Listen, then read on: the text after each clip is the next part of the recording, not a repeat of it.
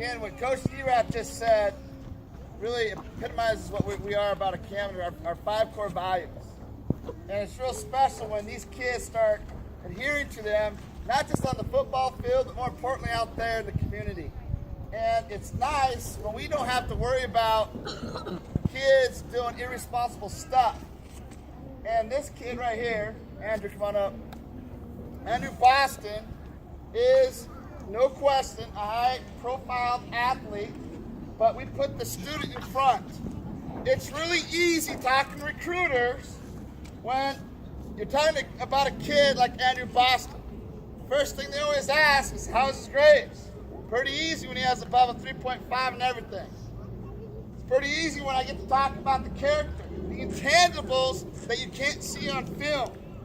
And so it's a privilege, it really is a privilege, to be able to speak to these coaches in regards to a phenomenal athlete, but like Coach Eras said, more importantly, a phenomenal person. And when you get a kid like this that has all those gifts and skill sets, it's really truly a compliment to his parents. There's no doubt about it. So we as coaches get the benefit of really understanding how kids begin to take it to the next level.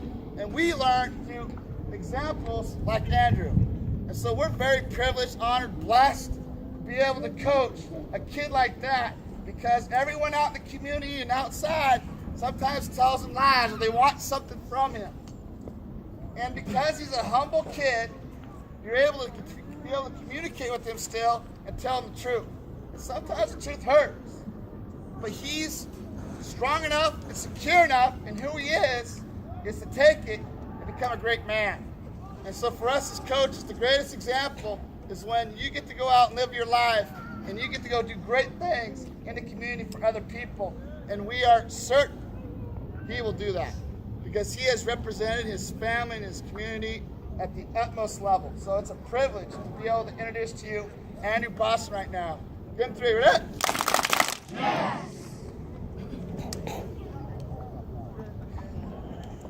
All right, guys, so Coach kind of introduced me basically. I grew up in Idaho, moved out here when I was 13.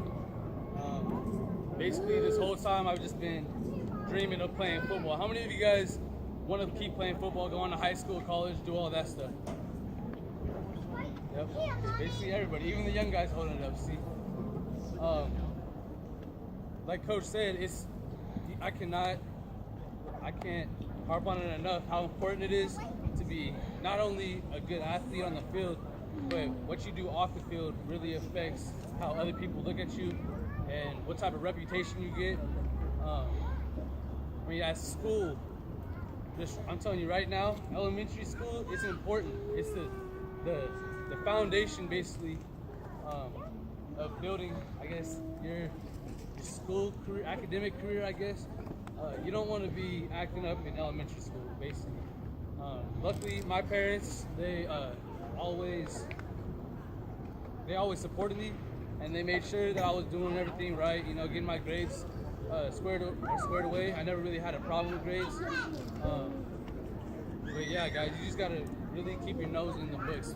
Make sure that there's no reason why, when you're in high school, someone can bring up like 3 years ago, freshman year. Freshmen do this a lot. You find that they come into their freshman year, and then they end up having a lower grade point average or something like that. And now the rest of their high school year, they're trying to bring it back up. And now what you've done by doing that, so I'm supposed to talk to older guys, is by setting yourself up your freshman year with a low GPA, you've made it, I don't know, maybe 5 times harder to get it up later, just because the way that cumulative GPAs work. So just make sure that you have no reason for someone who's looking at you potentially to come and play college football. Don't give them a reason not to take you, because you got a lower GPA because you didn't have that drive as a freshman. Then younger guys, basically, advice for you guys is just have your dream. I know you guys all raise your hand, you want to play football, and stick to it. Don't let anybody tell you that you can't do it. Teachers often do this occasionally. They'll shut kids down saying, okay, you want to play football, but when that's not going to work out, you got to come do this. And I'm saying, just stay true to yourself, and just if you have a dream, don't let anybody take that away from you. And I'm going to get into our core values now. We're going to start with attitude.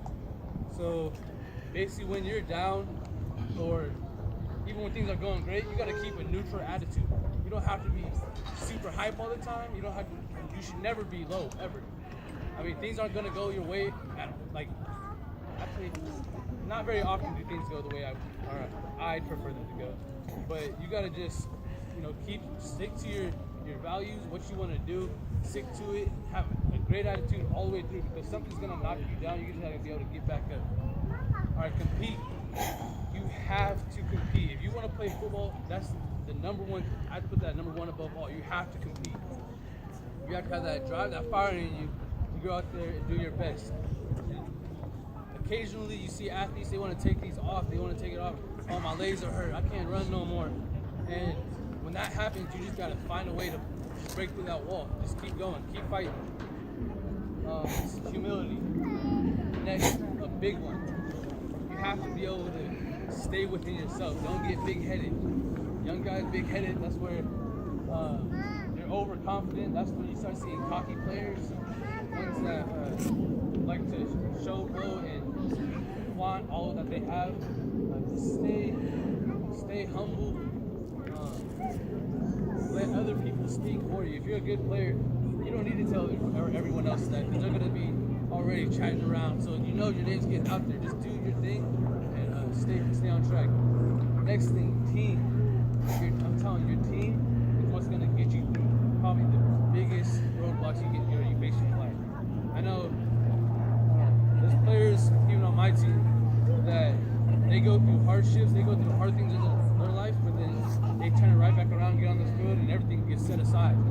Because your teammates, I always hear my coaches talking about how they wish they can go back and play high school football again, or play football at all, because eventually it's going to go away. So just enjoy the guys that are around you while you still have them, because when you guys grow up, you're not going to have those same guys to support you like your teammate does. And the last one, sacrifice. Sacrifice. So older guys, you're going to have to start doing work on your own. You're going to have to do the lonely work. That's how it is. You can come to practice, but you have to come to practice. That's what I'm saying. But that's like the bare minimum. Other than that, you guys have to be on your own, on the field. YouTube, find a trainer, something. You got to find something to be getting better. Because football is only, maybe 2 months of the year. The next 10 months, you got to make sure that you're really honing in on your craft, head down, grinding, doing whatever you got to do to make yourself better for the next year, make your team better as well. Younger guys, you guys don't really have to sacrifice yet. I guess kind of young, I guess. So, I mean, you could play a little. I don't know, just do your thing. Come out here, play football, have fun. That's the biggest thing. Just have fun, enjoy it while you can. Nothing on the field is too serious. You don't have to get down on yourself. You're gonna drop ball, you pick it up, run it back, and go ahead and go have fun again. That's all I have. Get Boston 3 with it. Jazz.